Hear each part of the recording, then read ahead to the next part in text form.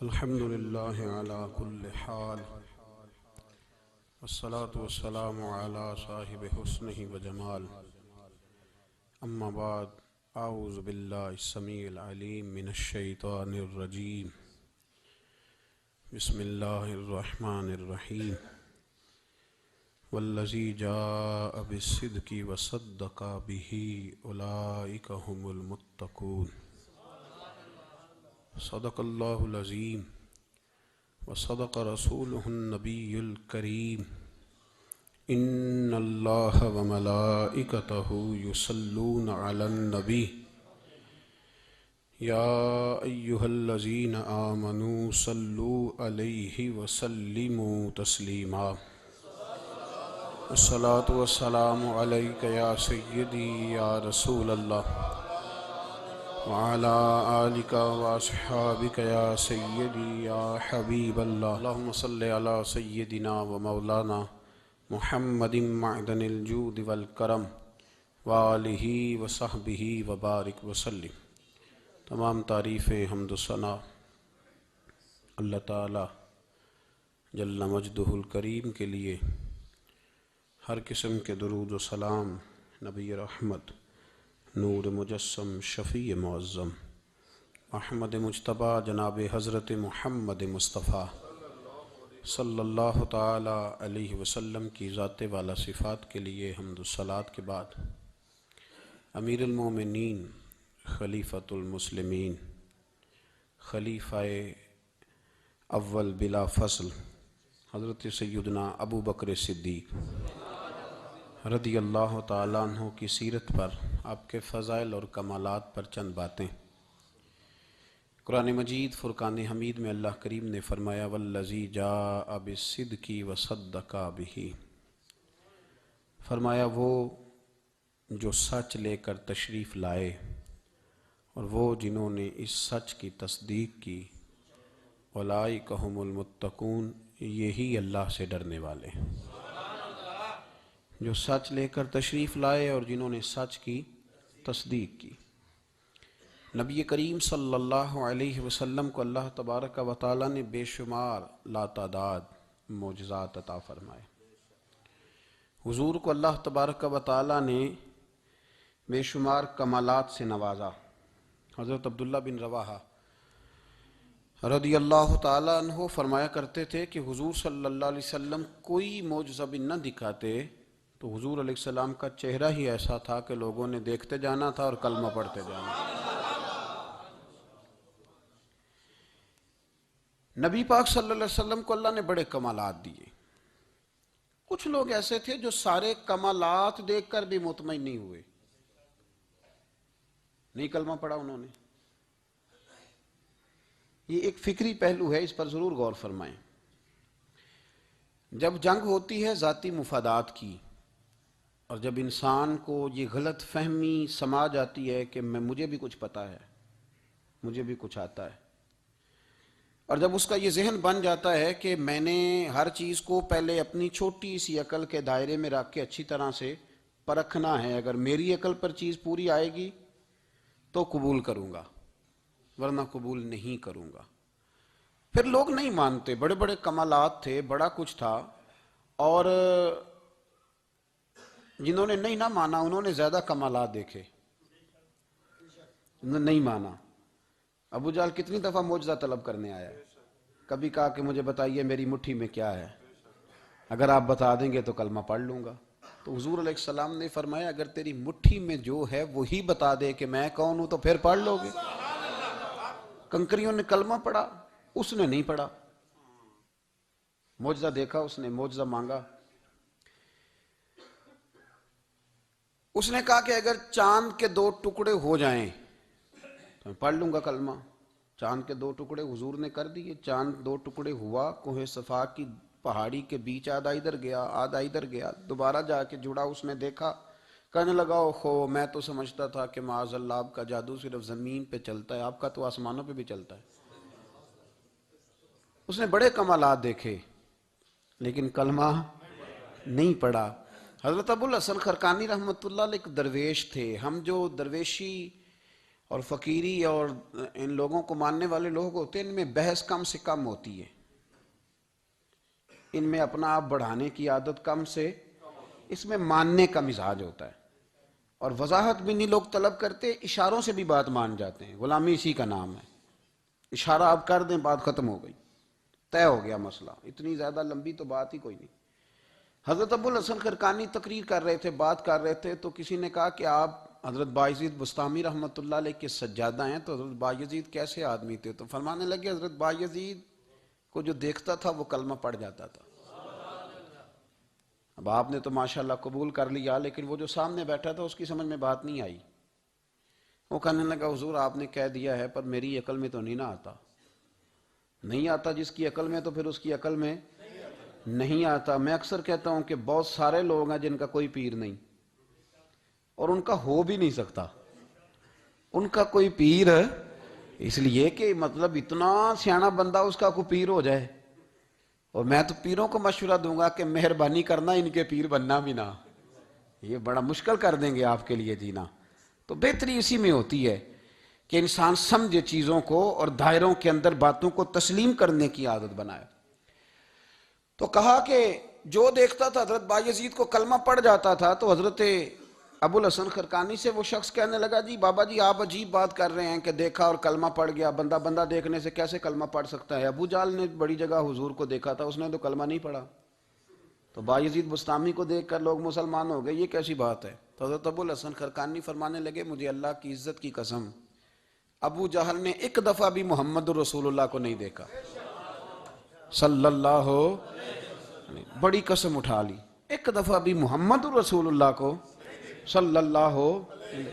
تو وہ شخص کہنے لگا حضور وہ چچا تھے حضور کے، اور دیکھا انہوں نے ایک دفعہ نہیں 1000 دفعہ۔ فرمانے لگے میں سفید داڑھی سے بوڑھا آدمی مسند پہ بیٹھ کے قسم اٹھا رہا ہوں تو میری بات ہی نہیں سمجھ رہا، نہیں دیکھا ابو جہل نے محمد رسول اللہ صلی اللہ علیہ وسلم کو، نہیں دیکھا۔ تو کہا پھر کسے دیکھا؟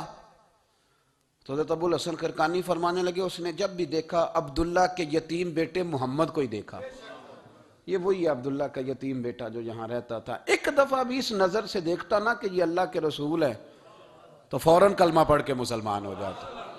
جب بھی لوگ دیکھتے ہیں وہ اینک ہی بڑی شاندار لگائی ہوئی ہے، جس کے اندر سے کوئی آدمی بھلا نظر ہی نہیں آتا، تو ان کو پھر بھلائی نصیب نہیں ہوتی۔ ایک نظر سے بھی اگر انسان دیکھتا ہے کہ جس سے اسے بھلائی چاہیے تو پھر اللہ اسے توفیق ہدایت عطا کر دیتا ہے۔ حضرت ابوبکر صدیق کا کمال یہ ہے کہ میرے نبی کریم علیہ السلام نے نا ان کی شان ایک الگ انداز میں بیان فرمائی، الگ انداز میں۔ محبوب فرمانے لگے میں نے جس کے سامنے بھی دین پیش کیا اس نے دلیل مانگی۔ ایک بات آپ کو بتاؤں، یہ میری بات یاد رکھنا، اس کو کبھی نہ بھلانا، جو اپنوں سے دلیل مانگتا ہے نا وہ اپنا ہوتا ہی نہیں۔ اپنوں سے دلیل مانگ لی اس نے بغیر دلیل کے، بغیر حیل و حجت کے، یہ ایک بات ہے، میں اس کو سمجھاؤں گا نہیں، نہ کھولوں گا، بس کہہ کے گزر جاؤں گا، اس کو سمجھ لیں اگر آپ کی سمجھ میں آئے تو۔ جس نے اپنوں سے دلیل مانگی نا، جس نے وضاحت مانگی، جس نے ثبوت مانگا، وہ اپنا تھا ہی نہیں، تو کیا ضرورت پڑی تھی کہ وہ دلیل مانگتا، وضاحت پوچھتا۔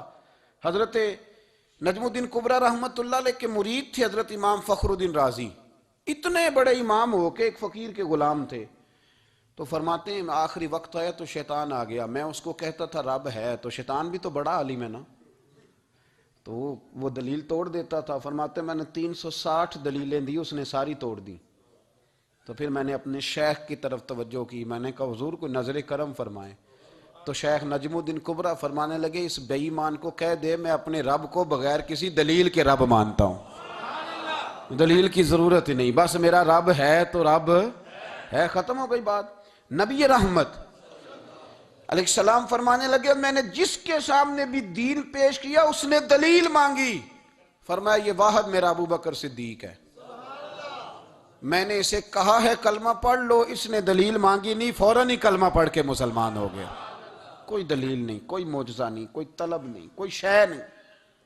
ساری زندگی مطمئن ہی نہیں ہو پائے لوگ، ساری زندگی اطمینان ہی نہیں ہو سکا، اس کو بھی سنا، اس کو بھی سنا، اس سے بھی سوال پوچھا، اس سے بھی پوچھا، بھئی تو نہیں، تو مطمئن ہونا نہیں چاہتا، تو بحث کرنے کے لیے علم سیکھ رہا ہے، جس نے عمل کرنے کے لیے سیکھنا ہوتا ہے اس کو تو ایک حرف ہی بڑا کافی ہوتا ہے، تو ایک لفظ کی ضرورت ہوتی ہے، ایک جملے میں ساری زندگی لوگ گزار دیتے ہیں۔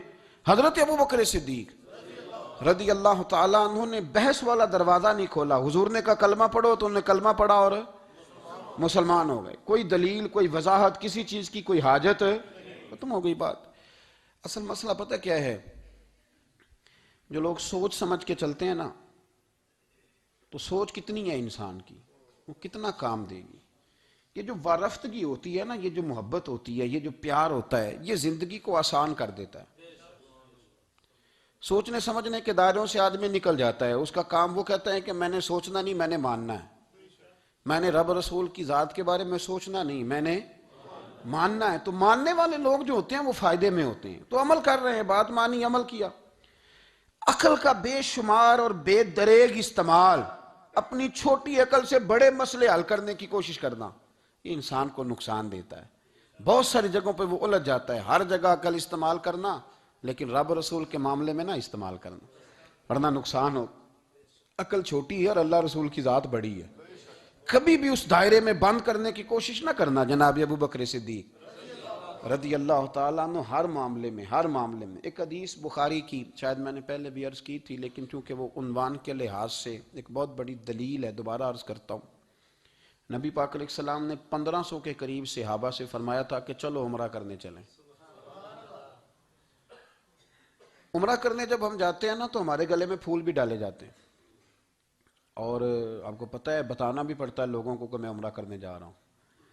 پھر روٹی بھی پکتی ہے، پھر سب رشتہ داروں کو پتہ بھی چل جاتا ہے، اور بندہ چلا جائے ایئرپورٹ تو احرام باندھا ہو نا تو پتہ چلے نا فلائٹ تو 24 گھنٹے لیٹ ہے، تو جن کو حکم ہے نا کہ تم نے سی بھی نہیں کرنی وہ بھی روڑے اٹھا لیتے ہیں۔ احرام باندھا ہوا ہے، حکم ہے کہ اب تم نے کوئی جھگڑا، کوئی لڑائی، کوئی فساد، تو ایئرپورٹ پہ لوگ روڑے اٹھا لیتے ہیں، کہتے ہیں ہم ایئرپورٹ بھی توڑیں گے اور فلائٹ کا جو عملہ ہے اس کا گریبان بھی پکڑیں گے، بڑا کچھ ہی دنیا کرتی ہے۔ اور اگر کسی کے پیر صاحب نے کہا ہو چلو عمرہ کریں، اللہ اکبر، اور پھر ایئرپورٹ پہ جا کے پتہ چلے کہ پیر صاحب کے ساتھ تو دھوکہ ہو گیا، بندہ غلط نکلا ہے، پیری مریدی قائم رہے گی؟ سوال ہی نہیں پیدا ہوتا، سوال ہی نہیں پیدا ہوتا۔ میرے ساتھ ایک سنگی نے ایک دفعہ بات کی، کہنے لگا جی پیر صاحب کامل نہیں۔ میں نے کہا کیا غلطی ان میں پائی جاتی ہے؟ کہتے میں انہوں نے پوچھ کے باہر دے پیسے جمع کرائے سن تو میرا کام نہیں بنیا۔ میں کہ تو پیر پڑھ لیا، تیرے تو کوئی نجومی پڑھنا چاہیے سی، وہ نجومی ہونا چاہیے تھا تیرے لیے، تاکہ وہ اچھی طرح غور کرتا ہے۔ جی آپ کو پتہ ہے نا اہل سنت میں کتابیں بھی نکلتی ہیں، کئی لوگ کہتے ہیں جی کوئی کتاب کٹ کے دسو، میں کیوں کسی لکھی نہیں تو کٹیے کی تو کون سی کتاب ہے جو آپ کہہ رہے ہیں نکالیں اور ذرا بتائیں کہ فلانا کام میرے لیے ٹھیک رہے گا کہ نہیں۔ ایک استخارہ ہے دین میں، اور استخارے کا بھی بابت معاملہ یہ ہے کہ آپ نے استخارہ کر لیا، اس کے بعد بھی آپ حتمی فیصلہ نہیں کریں گے۔ بزرگ کہتے ہیں کہ استخارہ کر کے بھی یہ کہو کہ جی میری سمجھ میں یہ آیا ہے، باقی حقیقتوں کا علم اللہ جانے، اللہ کا رسول جانے صلی اللہ علیہ وسلم، حقیقتوں وہی جانتے ہیں۔ تو الجھے نہیں زندگی میں۔ 1500 کے قریب صحابہ تھے، حضور نے فرمایا احرام باندھو بھائی، عمرہ کرنا ہے۔ حدیبیہ کے مقام پہ گئے تو قریش مکہ نے روک لیا، نہیں کرنے دیں گے۔ جب بات بہت آگے بڑھی تو پھر شرطیں لکھی گئیں، شرطیں بڑی سخت ہیں کہ جو مسلمان مکے سے مدینے آئے گا مدینے والے واپس کریں گے، اور اگر کوئی مسلمان مدینے سے مکے چلا گیا تو مکے والے واپس نہیں کریں گے، ہم ان کے لوگ دیں گے، وہ ہمارا بندہ دیں گے نہیں۔ یہ شرطیں تھیں، صحابہ پریشان تھے۔ اب جب شرطیں طے ہو گئیں، شرطیں بھی سخت ہیں، نبی کریم علیہ السلام نے فرمایا بھی احرام کھول دو، فلائٹ کل نہیں جانی، پرسوں نہیں جانی، یعنی ہم اس سفر میں عمرہ کار ہی نہیں رہے، احرام کھول دو۔ تو امام زرقانی کہتے ہیں سب لوگ پریشان تھے، سب سے پہلے حضرت ابوبکر صدیق اٹھے، سب سے پہلے اٹھے، اٹھ کے احرام کھولا۔ ایک شخص نے کہا آپ کو بڑی جلدی ہے، تو آپ فرمانے لگے جلدی والی بات ہی کوئی نہیں، حضور کے کہنے پر باندھا تھا، نبی پاک کے کہنے پر کھول دیا ہے، ختم ہو گئی بات۔ حضور نے فرمایا باندھ لو تو ہم نے باندھ لیا، حضور نے کہا کھول دو تو ہم نے کھول دی، جلدی والی کیا بات ہوئی؟ صحیح بخاری کے لفظ ہیں، حضرت عمر کہتے ہیں کہ میری سمجھ میں بات نہیں آتی تھی، دب کے صلح کیوں کریں، ہم تو 313 تھے، تو ہم نے بدر میں ان کو بھگا دیا تھا، اب تو ہم 1500 ہیں، تو ہم ان سے قتال کریں گے، لڑائی کریں گے، جنگ ہوگی۔ حضرت عمر فاروق رضی اللہ تعالیٰ عنہ فرماتے ہیں حضور نے شرطیں طے کر لیں، بات لکھی گئی، میں نبی پاک کے حجرے میں داخل ہوا، خیمہ لگا ہوا تھا. میں نے جاتے ہی اپنے جذبہ جہاد کا اظہار کیا اور بڑے